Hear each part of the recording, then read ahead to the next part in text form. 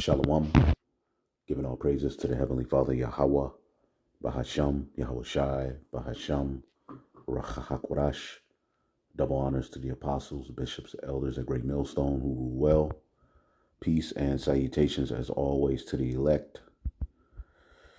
And this is going to be another episode of how the image of the beast both speaks and lives in this modern day. As we know, the beast, all right, is the ancient Roman Empire, all right, which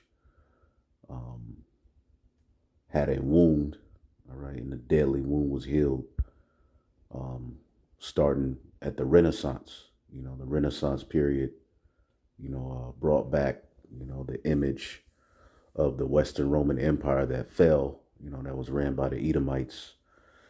And we know for a period of 1,000 years, Rome, all right, along with Esau, Edom, the Western Roman Empire was done.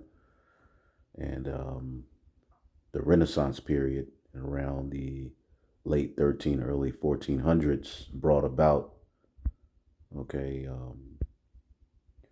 the healing of that wound. So from the Renaissance period, which started in Italy, all the way, through, the Spanish, the French, the British, and all the way to America, which is Babylon the Great, along with the NATO and the EU, the ancient Roman Empire, all right, is speaking and living in this current time. Right before our very eyes, we have a Senate, coliseums and various, holidays that, are practiced in this current time. They all go back to ancient Rome, Roman numerals, romance. All right, we're living in a modern day Roman Empire, all right, via this system, this beast system. This is the revival of the beast, okay? America is the Roman Empire, all right, all over again. And that's how the image of that beast speaks and lives. And we always go into that. So in this episode,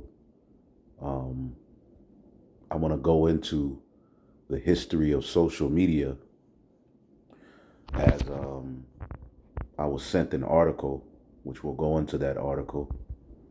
Let me see if I can bring that up real quick.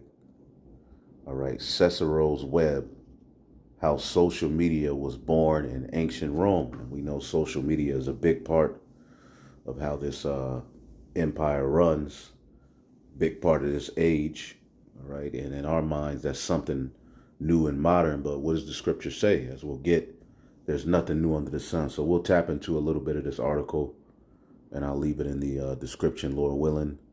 But I wanted to get this video here. Cicero's tweets, the history of social media, with Tom Standage, off of this Space Junk podcast. I'm going to go ahead and play a little bit of it, and we'll get a few scriptures and close it out. All right. But, even something as small as fast food, goes back to Rome. Okay. Rome is where the mindset behind fast food started. Okay. And I believe I did a video on that before. But now we have the history of social media. All right. And Cicero was at the forefront of it. So let's listen. And everything dropped off a cliff after 2008, but particularly media, it just never picked up again in terms of that advertising revenue. But then, as I prepared for this interview with you, I started to look at your work around drawing allusions and allegories between historical incidents and more contemporary incidents. And I thought, oh my God, I've been looking at this from a decade perspective. And really, I ought to be looking at this from a millennia perspective, because you've written a fabulous book, which I really, really like. And I often have to say I like things for the purposes of interviews, but I genuinely like this book and the way it's written, which is called The Writing on the Wall. And it's basically about how ancient Rome did social media, or something very similar, long before we did social media. So it's saying, hang on, we think we're really clever. We've got all of this Twitter stuff going on, but the ancient Romans were doing all of this stuff before. And this appeals to me for several reasons. One, because I'm a historian of science, and so I find all of this really interesting. Two, because it's always nice to know that you're not that special. And three, because as an uber nerd, I studied Latin to the highest level you could in high school. and I studied the work of Cicero, which you focus in on, and I just thought that it was just the most inspired idea. And I know you say that you keep doing the same trick. It's a good trick. I'm glad you like it. So I wanted to read out a little section from the beginning of the book, and then I'm going to throw to you and basically say, talk about that. Okay. So prepare yourself. So you write, to modern eyes, this all seems strangely familiar. Cicero was, to use today's internet jargon, participating in a social media system. That is, an environment in which information was passed from one person to another along social connections to create a distributed discussion or community. The Romans did it with papyrus rolls and messengers. Today, hundreds of millions of people do the same things rather more quickly and easily using Facebook, Twitter, blogs, and other internet tools. The technologies involved are very different, but these two forms of social media, separated by 2 millennia, share many of the same underlying structures and dynamics. They are two-way, conversational environments in which information passes horizontally from one person to another along social networks, rather than being delivered vertically from an impersonal central source. I'm throwing to you to comment. Yeah. So yes, it's my old joke again, which is that I only have one joke, but I like to think I tell it well. Yes, that social media is much older than we think it is, and in fact, if you look at the long history of media, and I start in the Roman period just because that's the first time you've got a kind of reasonable level of literacy in the general population, possibly as high as a third. If you look at the past 2,000 years of media, the shape of it is very different. It is that media is social for most of that period. And then there's this anomaly between about 1830 and 2000, where mass media in the form of newspapers and radio and TV becomes the dominant form of media. And what's happened in the past 20 years is the reassertion of social media. And to people, like us who, only been alive for the past 50 years or so, we didn't experience the original era of social media. So social media looks like it's new and it's just sort of popped up out of nowhere. But actually, if you look at the long history of media, and the subtitle of that book is Social Media, the First 2,000 Years. If you look at the long history of media, you see that the anomaly is in fact the mass media era. And the mass media era occurs because mass media technologies that allow somebody to reach a large audience are initially very inefficient. And so you can't all have a printing press, you can't all have a newspaper, you can't all have a radio station. So you end up with this consolidation of a few, newspaper owners own the newspapers, and a few, there are a few radio stations. Initially, they're only state radio stations, and then you get kind of a handful of, in America, you get sort of a handful of big commercial networks. And it's basically a bandwidth scarcity problem. You can't all have a radio station because there isn't enough bandwidth, because the way radio used to work was you had to have a chunk of dedicated bandwidth. And then the internet blows all of that up and says, actually, you can all have a radio station or a podcast or a TV show or whatever the hell you want to have. And so that takes away that scarcity, and it takes us back to a world that looks a lot more like what things looked like before the rise of mass media in the 1830s or so. And so if you go and look at those pre-industrial social media systems, like early newspapers, early newspapers were basically community platforms. You would put an advert in the newspaper saying, in the 1800s, it's dealing primarily with the British, which the British is another form of a revival of Rome, all right, because America came out of the British, okay? So let's keep going. I lost my horse yesterday, and it looks like this. Has anyone seen it? If you just go and look at early newspapers, this is what they're full of, this kind of gossip. And it's and then letters. Well, we've heard this, or someone's written a letter to the paper, or we've heard this from the next town's newspaper, so we're reprinting this letter that they've got, and it's all being kind of passed around. And then before that, you get social media in these lots of other environments, in coffee houses, with pamphlets. The scientific revolution and the kind of the idea of scientific journals comes from the fact that Oldenburg and others are trying to figure out a way to basically connect all of Europe's scientists in one giant coffee house, and they figure out the way to do it is to kind of summarize the things they've been talking about in a journal, and then send that journal around. And then I kind of go back further, the kind of you get social poetry in the Tudor court, which is quite interesting, the sort of Facebook of the Tudor court. And then yes, probably my favorite example, I originally wanted to call the book Cicero's Web, and in Italian the book is called I tweets di Cicerone, I think, which is Cicero's tweets. Although, of course, Cicero would have pronounced his name Cicero, because all C's in Latin were hard. Right. And in fact, if you look at the way he writes his name in Greek, he uses the letter kappa. But anyway, so yes, the Cicero example is lovely. You get social media in the Roman period first because you've got enough literacy, and you've also got the other thing you need for a social media system is cheap transmission from one person to another. Today we have broadband. The Romans had slaves, so they had scribes and they had messengers, and noblemen not really a nobleman, wealthy Romans like Cicero would have had a staff of people who would copy books for them and deliver messages for them. And the way books were actually, I have a section in the book on how book publishing worked, but books were originally a social medium, and they relied on person-to-person copying. And today we would look at that and go, that's piracy. But of course they had no concept of that at the time. So if you wrote a book, so I would write a book and I would dedicate it to my Roman patron, who would have in fact paid me to, he'd give me enough money to live on while I wrote the book. And I would then give, the first proper copy of the book, beautifully written out and on scrolls, to that nobleman, and it would go in his library. And the hope would be that that visiting scholars and philosophers would go to his library and they'd say, oh, here you've got the new Thomas Standages, and they get it out and read it. They go, this is great, I've got to have a copy of this. And he'd go, leave it to me, I'll send you a copy. He would then get his scribes to make a copy of that whole book and then send it over to them, and then they would put it in their library, and then people would visit their libraries and go, oh, I see you've got this. And then if a book was really successful, you could tell, because if you went down to the bookshops, and there was a row in Rome where a particular place where the bookshops were, if you went into the bookshops and they had your book, that meant that enough people were asking for it that they had bothered to get some copies made of it, and that was a great sign of success. And as an author, you would be thrilled that there were pirate copies as we would now see them. But this is very much a sort of post industrial media way of looking at the world.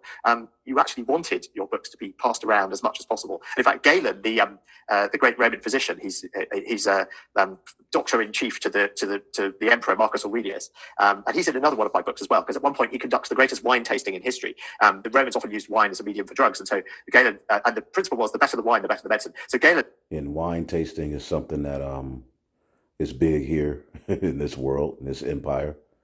Okay, we'll listen to a little bit more, get a few scriptures, look at that article. I don't want to take too much time on it, but I just thought this was interesting, how that, the Lord is allowing all of this information to come out.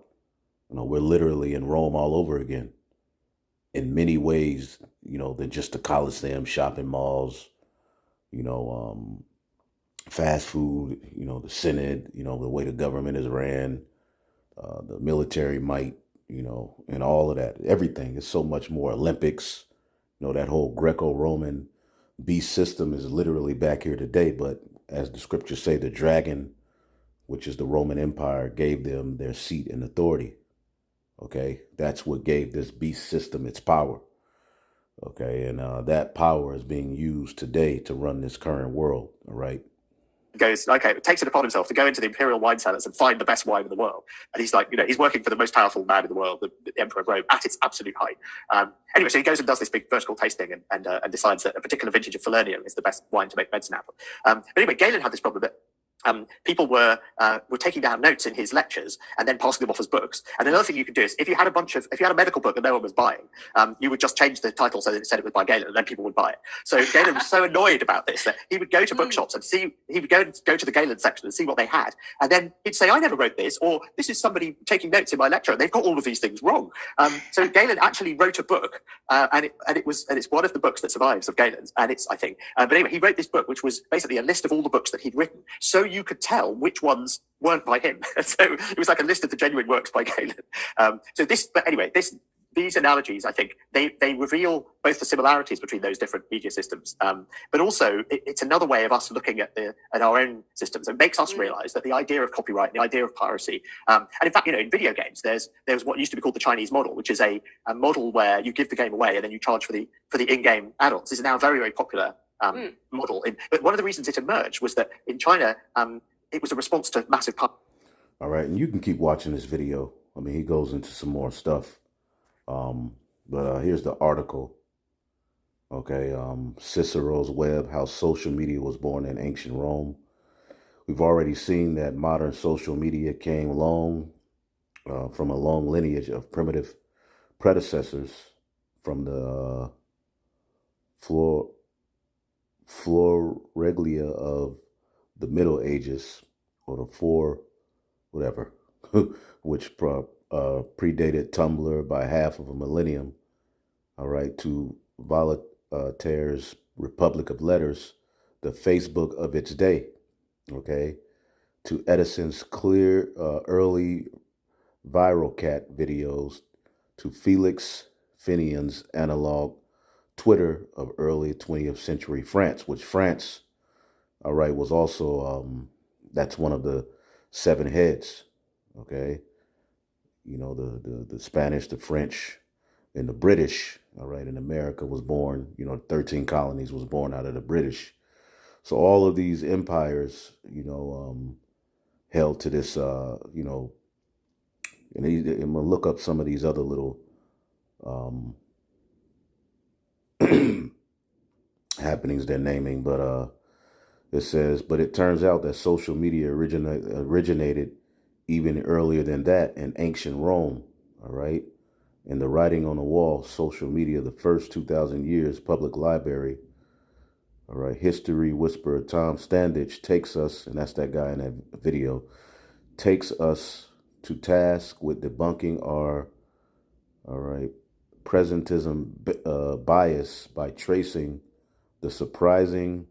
And see, people think, that, somehow America, that all of these concepts that run this modern world are something new. All right. But pretty much, all they have is just more technology. This is a highly technological Rome. Okay. And by tracing the surprising, all right, history of what we know as social media today. And it turns out we owe it all to a famed Roman statesman, Cicero. Okay. In 51 BC, the Roman Republic passed a new anti-corruption law requiring high-ranking government officials to take up posts in provinces. Cicero himself, much to his dismay, was appointed regional governor, all right, of Cilicia, a province in present-day Turkey, inconveniently far from Rome's hotbed of political activity. Anxious about falling behind on critical knowledge about the power dynamics of Rome, Cicero had only one hope: the sophisticated information exchange network the Roman elite had developed. Okay?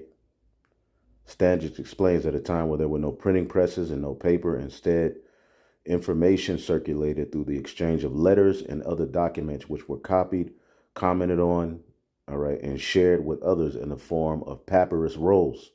Cicero's own correspondence of one of the best preserved collections of letters from the period shows that he exchanged letters constantly with his friends elsewhere. Today you have text messages, posts, tweets, Instagram, and all of these various different things. All right, where people are able to keep up with information. Okay, but back then they did it, all right, via, letters and so forth, passing and passing them on. It says keeping them to date. Let's see here. Shows that he exchanged letters constantly with his friends elsewhere, keeping them to date with his latest political. All right. My mind ain't working this time. I'm just late. Whatever. Passing on items of interest from others and providing his own commentary and opinions. Letters were often copied, all right, shared and quoted on letters, all right, in other letters. Some letters were addressed to several people that were written to be read aloud or to be posted in general, all right, composition, all right. When Cicero or another politician made a noteworthy speech, he could distribute it by making copies available to his close associates who would read it and pass it on to others. Many more people might then read the speech than had heard it being delivered. All right. Just like today, if Joe Biden does a speech, okay, that speech can be shared on social media. Okay. And more people see the speech via the share than the people who were actually there. Okay. It says many more people might then read the speech, all right, than had heard it being delivered. Books circulated in a similar way, all right, as sets of papyrus rolls passed from person to person. Anyone who wished to retain a copy of a speech book would have it transcribed by scribes before passing it on. Copies also circulated, all right, of the Acta Diurna, the Daily Act, or State Gazette, just like you have the Daily News today, all right, or the Daily, newspaper. Well, now you have, social media, okay? and different, pages post particular news. All right, then you share that news.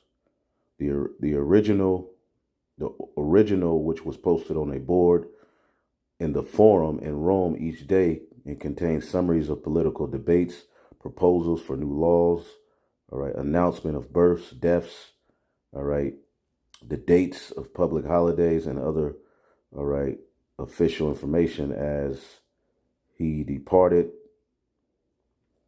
for Cilicia. Cicero asked his friends and protege Marcus, all right, Rufus, to send him copies of each day's Gazette along with his letters so that he can keep up with what's going on in Rome.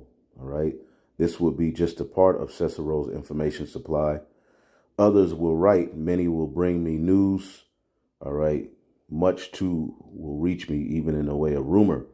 And we have that same system today via social media. All right. And tweets and just various information, man. Okay, social media is the, Twitter, all right, which I've never been on there, but from what I hear and see, it's the number one way for information to spread, all right, and that started with a guy that started in Rome, all right, and, I'll put this, this was the dawn of social media as we know it, all right, today, even though it wasn't called that or called anything at all. Okay, so boom, there you go. It's a lot more in this article, but I'll just get a scripture. This is the book of Ecclesiastes 1:9. A thing, all right, that hath been is that which shall be, and that which is done is that which shall be done, and there is no new thing under the sun. All right, is there anything whereof it may be said, see, this is new? It had already been done already of old time, which was before us. Okay. Now there's an individual who keeps posting on the comment board.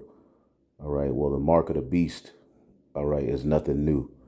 Well, the system of, tattooing and tagging and marking and branding your slave is nothing new, but it going inside of you is new. Okay. That's never been.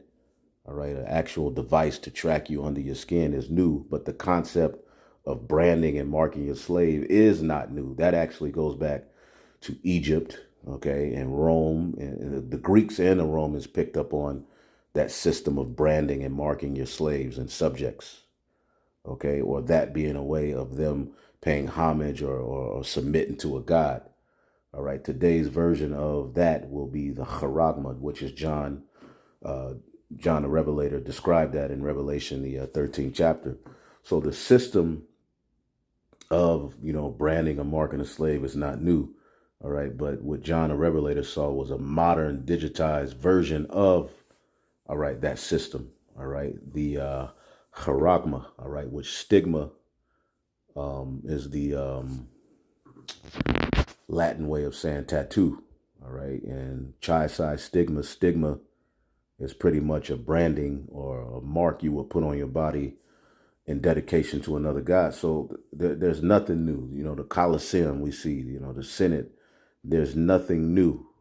Okay. Many things that we see in our everyday life, the days of the week, all right, are named after Roman gods. The days of the month are named after, those Roman gods. So we're literally in Rome. Okay. There is, let's read this in the NLT. History merely repeats itself. Ecclesiastes 1:9. It has already been done before. Nothing under the sun is truly new. Sometimes people say, here is something new, but actually it is old. Nothing is never truly new. Okay. And when we get Revelation, the 13th chapter, okay, Revelation, the 13th chapter and the 12th verse, and he exercised all the power of the first beast before him. And the first beast before him is the ancient Roman Empire. And this is speaking of Babylon the Great, the revival of Rome. And he caused the earth and them which dwell therein to worship the first beast, whose deadly wound was healed. And that's the ancient Roman Empire, in particular the ancient Western Roman Empire, okay, which was known as the pagan Roman Empire. All right, but the deadly wound was healed via the Renaissance, which we always go into. Renaissance means rebirth. Okay, and if you go into what the Renaissance brought back, it brought back pretty much the philosophies, ways, thinking, the healing practices of the ancient Western Roman Empire. Okay, so let's just jump to verse 15. And he had power to give life to the image of the beast. Okay, he had power to give life. Okay, life. All right, life is pneuma, like pneumonia, third person. All right, I'll go here. Sometimes referred to in a way which emphasizes his personality. So the personality of ancient Rome is living through America. Okay, the America comes in the spirit of ancient Rome. America also comes in the spirit of ancient Sodom, ancient Egypt. Okay, it's the mother of all harlots, sometimes referred to in a way which emphasizes to his work, power, spirit, okay, to give life. Okay, this system gave life to ancient Rome. Okay, and the image, okay, is icon. Okay, likeness, image, figure. All right, moral likeness. Okay, the image of one, and one in whom the likeness of anyone is seen. So we're seeing the likeness of the ancient Roman Empire via, all right, to be like. Wow, to be like. Okay, so the image of ancient Rome is back here today, living through America. Okay, and he had power to give life into the image of the beast, that the image of the beast should both speak and cause as many as would not worship the image should be killed. Now, word kill can also mean separate, meaning you will be separated from the company of this system if you're not down with the ideologies, the ways, and everything else. And eventually you can be physically put to death. Okay. Should both speak, to utter a voice, to emit a sound, to speak, to use the tongue, okay, to talk, to utter. And ancient Rome is being uttered through the energy being pushed forth by Babylon the Great. Okay? So this is clear as day. And to add social media in there, fast food, we go into how, ancient Rome, all right, let's just type that in, fast food.